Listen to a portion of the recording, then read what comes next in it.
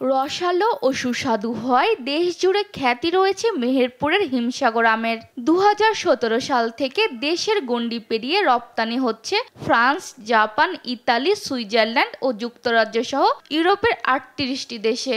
এবার রপ্তানি হবে চীনে। বিদেশে রপ্তানির আশায় আমের গুণগত মান ঠিক রাখতে দিনরাত পরিশ্রম করছেন জেলার বাগান মালিকরা। এই বছরও হিমসাগর মেহেরপুরে পর্যাপ্ত পরিমাণ উৎপাদন হয়েছে।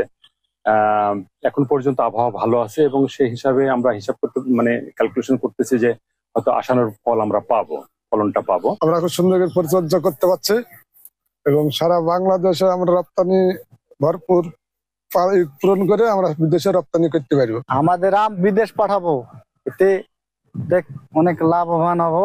ব্যাপক ফলন হয়েছে, যদি দামটা এবার পাওয়া যায় তাহলে আমাদের একটু ভালো হবে। এদিকে বাগান মালিকদের সব ধরনের সহযোগিতা করার কথা জানায় কৃষি সম্প্রসারণ অধিদপ্তর।